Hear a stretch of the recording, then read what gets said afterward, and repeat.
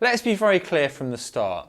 The moral argument for God is not saying that you have to believe in God to be moral. What it is saying is how do we best account for the existence of objective right and wrong. And I would say that it is impossible to ground the existence of objective right and wrong without reference to a divine lawgiver, God. When we talk about objective, I mean that it is independent of human opinion. Now, if we were to put together three logical statements to form the moral argument for God, it would go like this. Firstly, if God does not exist, then objective moral values do not exist either. Secondly, objective moral values do exist, which leads us to the third point, therefore God does exist. The question is, do these statements stand up under scrutiny or not though? Let's have a look at the first one. Are there other ways that we could ground objective moral values, that is right and wrong, without reference to God? The first one of these is human opinion.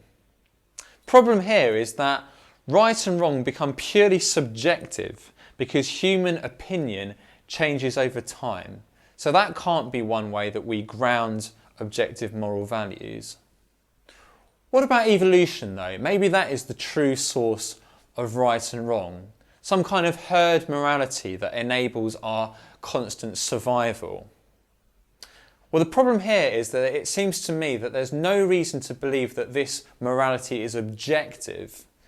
And even Charles Darwin admitted that if we were to rewind the evolutionary clock back to the beginning and be reared under different circumstances, we would almost certainly have a completely different set of moral values to the ones that we have now.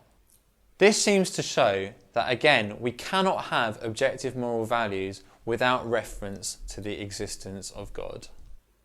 Now at this point you might be tempted to say, well, maybe moral values are just subjective.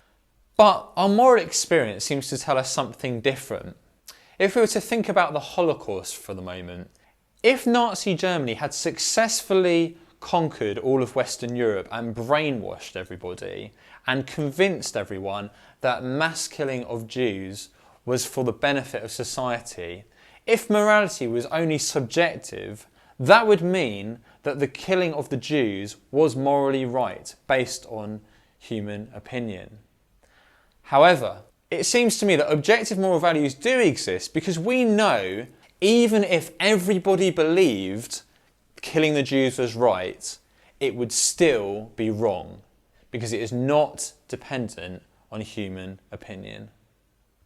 So given that objective moral values do exist, this would suggest that God exists too, as the objective moral law giver.